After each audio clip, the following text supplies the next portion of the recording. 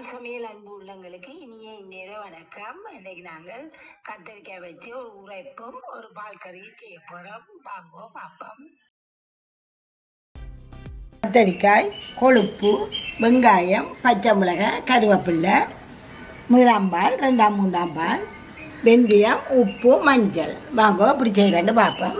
இனிமே அடுப்பு மூட்டையில் கத்திரிக்காய் போட போகிறேன். உடனே வெட்டி போடுவோம், இல்லாட்டி கத்திரிக்காய் கருத்துப்போம். இப்போ 2ஆம் 3ஆம் பால். இந்த கத்திரிக்காய்க்கு அடியில் தான் நிற்கணும், தண்ணி மேலே வரக்கூடாது.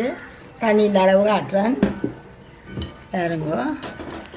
இங்கே நிற்கிது, மேலே எடுத்துடாதீங்க, தண்ணியை சில சிலண்டு வந்துடும். இப்போ அடுப்பம் போடுறோம். இதுக்குள்ள நாங்கள் பச்சை மிளகாய், இது உரைப்பு இதுதான். நல்லபடியாக பச்சை மிளகாய் கொஞ்சம் கூட போடுங்க. வெங்காயம், கருவேப்பிலை நல்லா கசக்கி போட்டு போடுங்க. கொழுப்பு எல்லாத்தையும் கொண்டா போடுவோம். ஆனால் தூர போயிடாதீங்க, பக்கத்தையே இல்லைங்க, பால் விட்ட வழியாக. மஞ்சள் போடுவோம், உப்பு அளவான உப்பை போடுங்க. உப்பை கூட போட்டுறாதீங்க, காணும். வெந்தயம் உப்பை கொஞ்சம் போடுங்க. இறக்கைக்கில் கொஞ்சம் போடுவோம் வாசத்துக்கு. இப்படி இருக்க நல்லா கிளறி போட்டு மூடி விடுங்க. அவியட்டம். இறைச்சி கறி காய்ச்சிக்கல, இது ஒரு பக்க கறியாக காய்ச்சுங்க. இன்றைக்கு இறைச்சி காய்ச்ச மத்தியானம் கொழுப்பை போட்டு ஒரு பால் கறி, ஒரு சொதி எலும்பு போட்டு ஒரு சொதி வைப்போம். கட்டாயம் கொதிக்கட்டும், மூடி விடுங்க. பாருங்க கொதி வந்திருக்குது. இந்த மட்டை வழியாக கொதிக்கணும். உங்களுக்கு எப்படி வந்திருக்குது. தண்ணியை நான் சொன்ன அளவு விடுங்க, கூட விடாதீங்க. இப்போ நல்லா கொதிச்சுட்டு நீங்கள் மெல்லிய நெருப்பில் விட்டி கேட்டால் தண்ணி வற்றாமல் கத்தரிக்காய் அவியும். பாருங்க இப்போ அவியே இல்லை. இன்னொரு 2 நிமிஷம் கூட மெல்லிய நெருப்பில் விட்டுருங்க.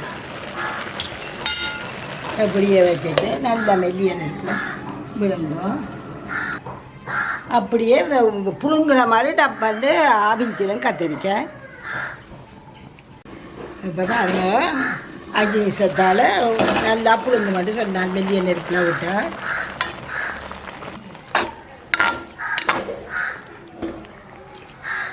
இப்போ பாருங்க கத்திரிக்காயை என்ன மாதிரி அவிஞ்சிட்டு.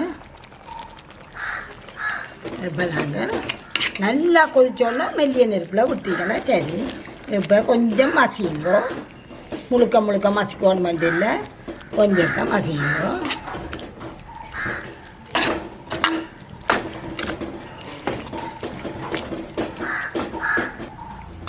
இனி அடுப்பை கொஞ்சம் கூட்டுவோம். கூட்டிட்டு முதலாம் பாடை விடுங்கோ.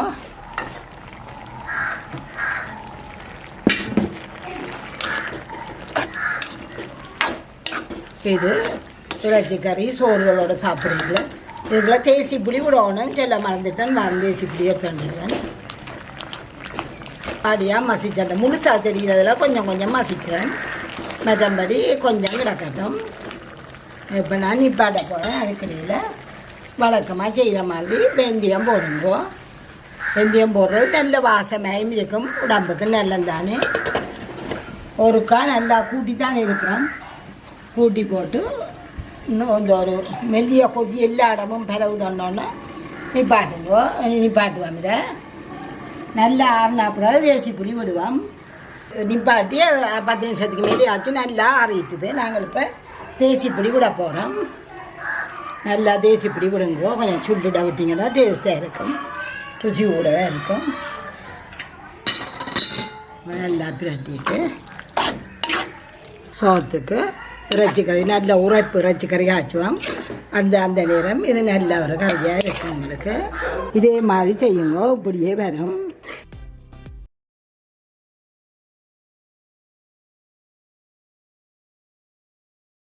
இந்த கத்திரிக்காய் இருந்தால் கூட நல்லா எல்லாம் ஒரே அளவு. எங்களுக்கு அப்படி இல்லை, கொஞ்சம் பெருசெல்லாம் வந்துட்டுது. இந்த கத்திரிக்காய் கூட நல்லா கத்திரிக்காய், வெங்காயம், உள்ளி, பச்சை மிளகாய், புளி, 2ஆம் 3ஆம் பால், 1ஆம் பால், உப்பு, வெந்தயம், எண்ணெய், ஜால் சமையல் தூள். வாங்க எப்படி சமைக்கிறேன்னு பார்ப்போம். எப்படி வெட்டுங்கோ, 4ஆ வெட்டுங்கோ.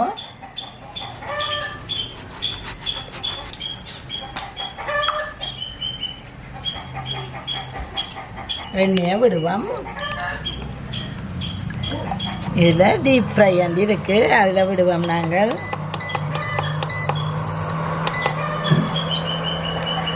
இந்த பெரிய கொஞ்சம் மொத்த கத்திரிக்காய் இருந்தால் 8ஆ வெட்டி இருக்கிறோம், மற்றதுகள் 4ஆ வெட்டி இருக்கிறோம். இதுக்குள்ள போடுவோம்.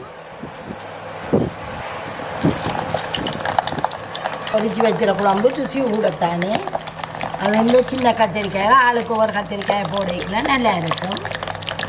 ஒவ்வொரு பிள்ளைகளுக்கும் ஒவ்வொரு கத்திரிக்காயை போட்டு குழம்பு வச்சு கொடுக்குவோம். இப்போ நல்லாச்சி வந்துட்டுது பாருங்க, கத்திரிக்காய் நல்லாச்சி வந்துட்டுது. நாங்கள் இனி இதை எடுப்போம். உள்ளுக்கு பார்த்தீங்கன்னா தெரியும் சிவந்து போய் இருக்குது. நல்லா சிவக்கட்டும், சிவக்க விடுங்கோ. இது உண்டு பிஞ்சு சின்ன கத்திரிக்காய் உண்டு, கொஞ்சம் பல்லா போன மாதிரி இருந்தது. அப்போ அதை வெட்டி சின்னனா போட்டு விட்டோம் நாங்கள். இதுலேருந்து கொஞ்சம் எண்ணெயை குறைக்க போகிறோம். இவ்வளோ எண்ணெயும் நாங்கள் வச்சு காய்ச்ச வேணாம். அளவான இனி சமைக்கிறதுக்கு அளவான எண்ணெயை மட்டும் எடுக்க போகிறோம். இவ்வளோ காணும் எங்களுக்கு. உள்ளி போட போகிறேன். இந்த தாஜி கொஞ்சம் சூடுறது கொஞ்சம் கஷ்டமாக தான் கிடக்குது. இந்த சட்னியும் வெங்காயத்தை போடுவோம்.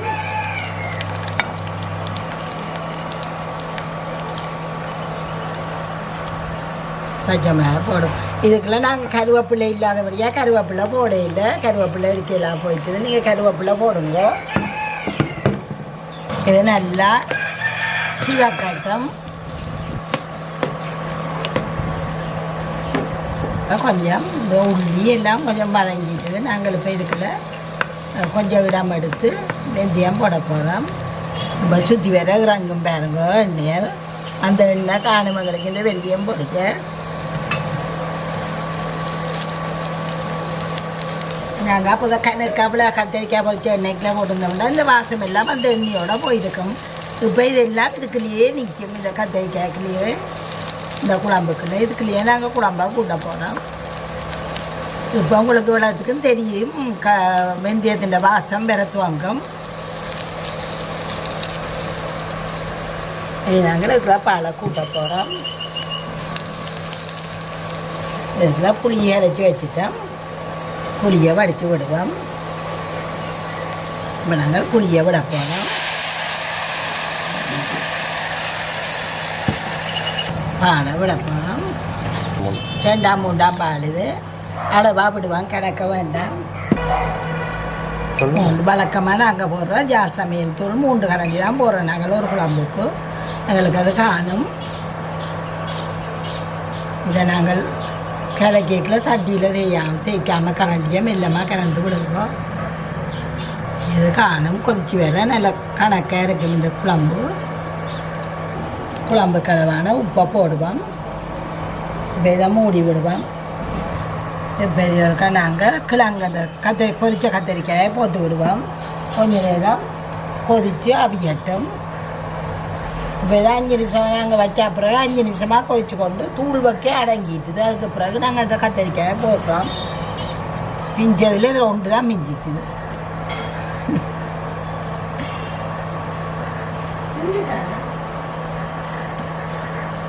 இந்த இதை இப்படியே மூடி ஒரு 5 நிமிஷம் இந்த கத்திரிக்காய்க்குள்ள இந்த கூட்டெல்லாம் பிடிக்கட்டும். அதுக்கு பிறகு முதல் பாலை விட்டுட்டு இறக்குவோம்.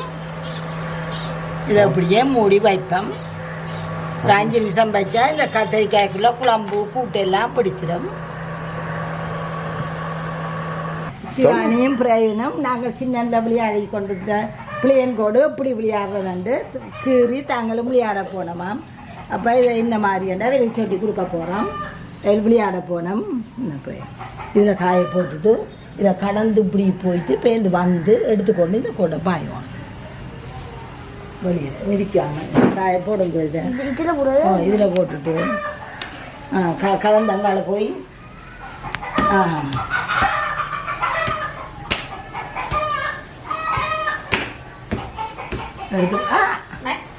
வெளியில நின்று எடுத்துக்கொண்டு பாயும் மிதிக்கிறீங்க. ஒத்த கால் அதில் ஒத்த காலில் நில்லு வந்து ஒற்ற காலில் நில்லுங்கோ.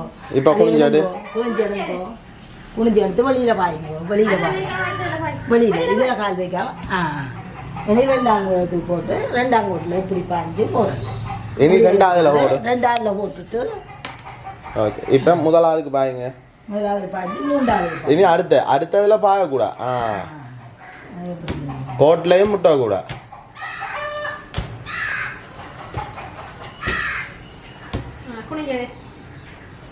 மூன்றாவது ஒன்றுக்கு பாய். 2ஆவது கால் வச்சா அவுட். எங்கால அதுக்கு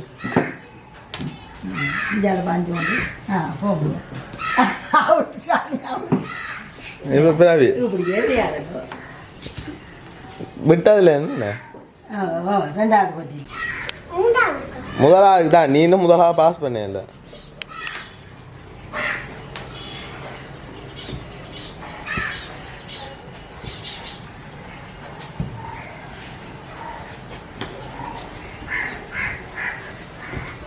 எடுக்காம பாஞ்சா அவுட்.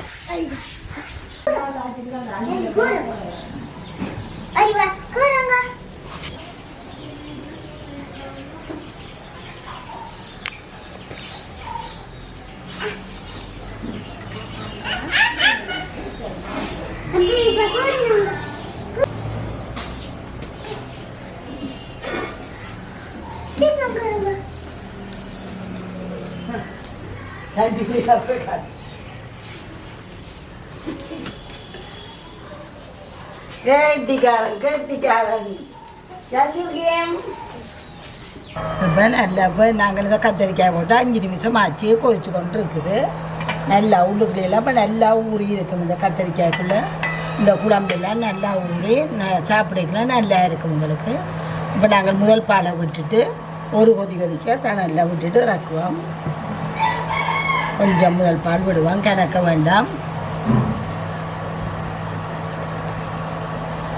இது ஒரு கொதிச்சுட்டு நல்லா அப்படியே மெல்லிய நெருப்பில் விடுவோம்.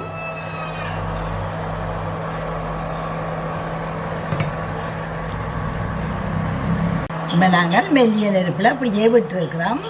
கொதிச்சு கொண்டு இருக்குது பாருங்க. மெல்லிய நெருப்பில் கொதிச்சு கொண்டு இருக்குது. நாங்கள் அப்படியே நிப்பாட்ட போகிறோம். நிப்பாட்டிட்டு 10 நிமிஷம் அப்படியே திறக்காதீங்கோ, இருக்கட்டும். சூடெல்லாம் அடங்கட்டும். திறப்போம். அப்படியே திறந்து இதுக்குலாம் ஊறி போய் இருக்கும் பாருங்க. நல்ல இதாக இருக்கும். சாப்பிடைக்குள்ள சோத்துக்குள்ள போட்டுட்டு